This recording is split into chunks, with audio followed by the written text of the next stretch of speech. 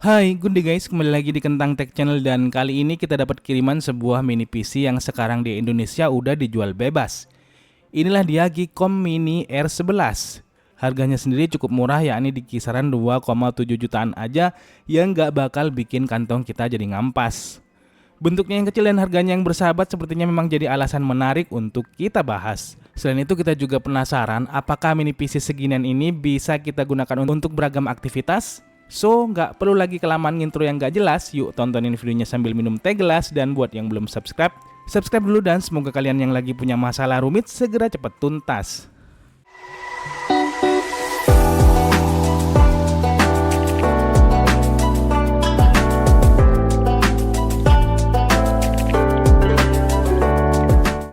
Sebelum kita bahas tentang mini PC-nya sendiri, ada baiknya kita kenalan dulu sama produsennya, yakni Geekom.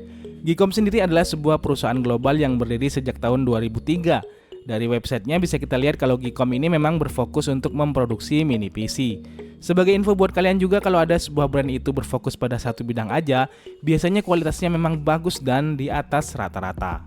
Produk mini PC dari Geekom sendiri sudah direkomendasikan oleh reviewer terkenal yang sering bahas mini PC seperti Eta Prime, Sakitech, dan lain sebagainya. Geekom sendiri punya official shop di Indonesia, baik itu di toko hijau maupun toko orange.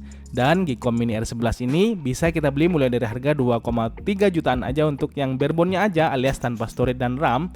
Sedangkan yang pakai storage 256GB dan RAM 8GB, dia harganya cuma 2,7 hingga 2,8 jutaan aja. Kalian bisa cek link pembeliannya di deskripsi video ini.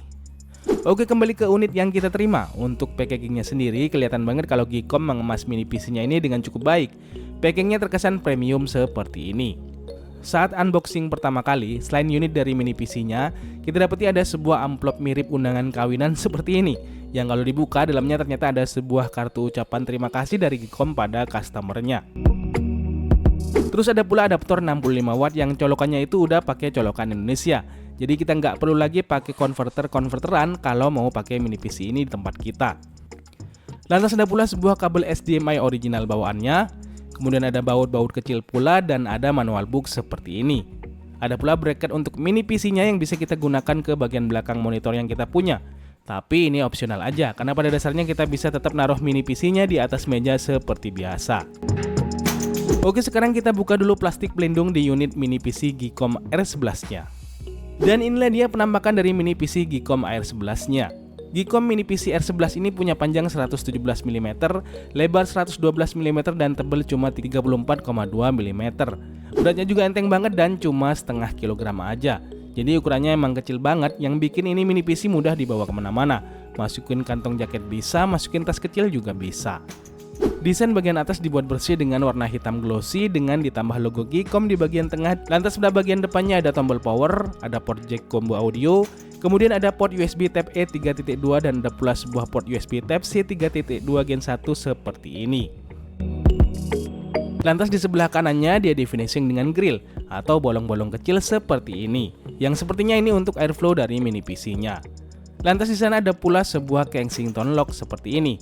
Jadi misal kita mau pakai mini PC untuk kasir yang mana butuh ditaruh di tempat yang rame, kita bisa pasangin Kensington lock ke sini biar mini PC-nya nggak dicuri maling. Hehe. Lantas di bagian sebelah kiri ini finishingnya juga sama pakai grill dan ada satu buah slot untuk SD card. Lumayan lengkap untuk slot-slotnya. Kemudian di bagian belakang terlihat ada lubang-lubang udara yang lebih gede seperti ini. Kemudian I/O panelnya juga cukup lengkap. Ada port untuk power adapternya, ada mini display port, kemudian ada port LAN, 2 buah USB 3.2 Type-A, 1 buah USB 3.2 Gen 2 Type-C, dan ada pula 1 buah port HDMI. Kemudian di bagian bawah sisi ini ada 4 buah baut yang dipasangin rubber fit. Selain untuk mengunci sisi bawah ini, dia juga berfungsi sebagai kaki-kaki dari mini PC-nya saat ditaruh di atas meja supaya lebih kuat. Bagian ini juga nyediain 2 buah lubang kalau kita mau pakai bracket bawaannya untuk dipasang ke monitor. Baiklah, sekarang kita bahas spesifikasinya. Mini PC seharga 2,7 jutaan ini dipersenjatai prosesor Intel Celeron N5095 yang merupakan keluarga Intel generasi 11. Artinya prosesornya sendiri termasuk generasi baru ya. Prosesor ini sendiri punya 4 core dan 4 thread, dengan clock maksimumnya mencapai 2,9 GHz. TDP-nya sendiri tentunya sangat-sangat bersahabat dengan cuma 15 watt aja, yang memang udah pas banget untuk sebuah mini PC. Oke, sekarang kita buka dulu untuk lihat bagian dalam dari mini PC-nya. Untuk bukanya gampang banget, tinggal buka aja baut di kaki-kakinya seperti ini dan nggak bakal ngerusak segel dari bawaannya. Jadi garansinya bakalan tetap aman dan sentosa. Setelah dibuka bisa kita lihat RAM dari unit yang kita terima ini adalah RAM SODIMM DDR4 8GB single channel. Di sebelahnya masih ada satu slot tambahan lagi, yang artinya ini mini PC masih bisa di-upgrade RAM-nya hingga 16GB. Tapi sebenarnya mini PC ini juga support RAM hingga 32GB. Artinya bisa dipasangi dua keping RAM SODIMM 16GB DDR4. Untuk storage-nya bisa kita lihat di sini udah pakai M.2 SATA dari Lexar sebesar 256GB. Dan tentunya juga support untuk di-upgrade ke kapasitas yang lebih gede dan lebih cepat lagi. Di dalamnya juga udah dilengkapi operating system Windows 11 Pro original pula. Mantap banget. Kemudian untuk grafik cardnya pakai apa bang? Nah, untuk grafik cardnya tentu aja mini PC semungil ini dia pakai IGP bawaan prosesornya. Dan untuk mini PC ini sendiri, IGP-nya adalah Intel UHD 605. Pada dasarnya GPU dengan spesifikasi seperti ini cuma digunakan untuk ngedisplay aja, gak direkomendasikan untuk aktivitas rendering 3D yang berat-berat atau juga untuk game-game AAA karena memang jumlah execution unitnya cuma 16 aja dan clock speednya cuma up to 750 MHz aja. Tapi tenang, kita akan coba mainin beberapa game favorit kalian pada pengujiannya nanti. Biar begitu, IGP dari prosesornya ini dia masih support ngedisplay resolusi hingga 4K loh, mantep gak? Kemudian fitur lainnya dia juga udah dilengkapi dengan Bluetooth 4.2 dan ada pula Wi-Fi 5 untuk koneksi internet via wireless. Udah lumayan banget untuk sebuah mini PC tentunya. So sekarang kita langsung ke hal yang paling ditunggu-tunggu, yakni performanya. Pertama pastinya kita tes dengan Cinebench R15. Kita coba jalankan 5 kali loop. Hasilnya skornya stabil di kisaran 357-an poin. Ya wajar lah ya untuk sebuah prosesor Intel Celeron dengan 4 core dan 4 thread aja hasil seginian termasuk standar. Kemudian kita juga tes kecepatan dari storage yang dipakai. Di sini kita tes dengan Crystal Disk Mark 5 kali tes pula. Hasilnya speed rate-nya stabil di kisaran 556 MB per second, sedangkan untuk write-nya dia stabil di kisaran 465 MB per second. Kemudian untuk suhunya sendiri saat stress test, dia maksimal itu ada di 68 derajat Celcius. Kita juga buka aplikasi editing video seperti CapCut. Pas lagi jalanin aplikasinya ini termasuk cukup lancar dan smooth ya.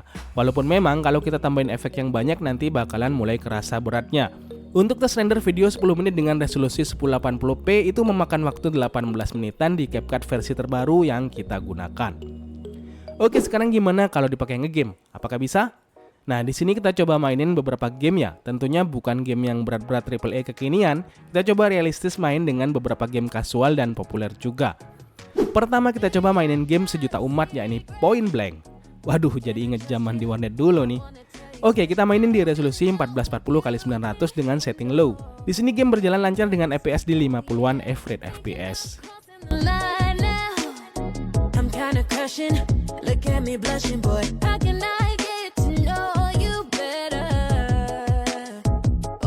Kemudian selanjutnya kita mainin di game Story of Season Pioneer of Olive Town.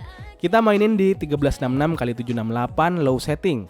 Di sini game berjalan dengan playable dengan mendapatkan 55 average FPS.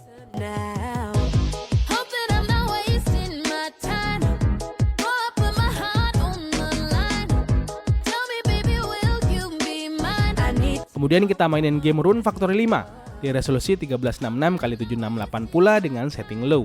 Di sini game juga berjalan dengan playable di 37 average FPS.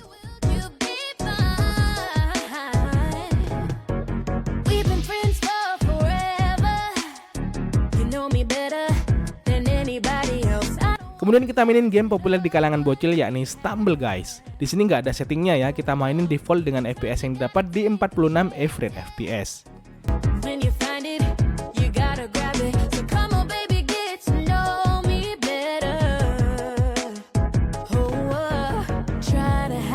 Dan yang mengejutkan, kita iseng-iseng coba mainin game Honkai Star Rail, main di 720p dengan setting low. Dan seperti yang kalian lihat, game masih playable di kisaran 31 average FPS.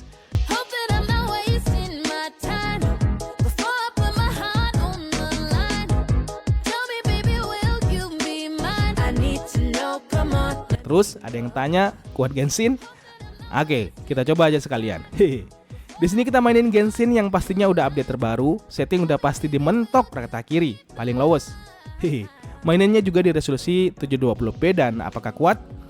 Kita mainnya di map Sumeru dan di sini game berjalan masih playable dengan FPS di kisaran 31 average FPS.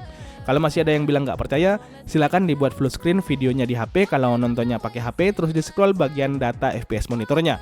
Di sana kelihatan kalau kita pakai Intel prosesor dengan GPU yang nggak kedeteksi. Karena memang GPU Intel USD 605 itu database-nya nggak kebaca sama FPS monitor. Gimana? Udah percaya? Cukup.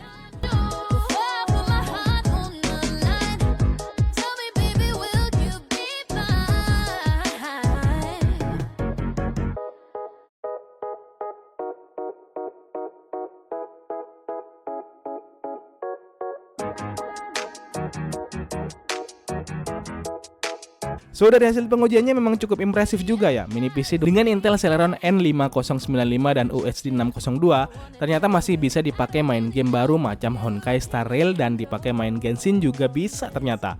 Walaupun memang kita mainnya harus set di rata kiri, tapi dengan data yang kita punya ini kita jadi bisa tahu kalau Genshin masih bisa jalan di spek minimalis seperti ini.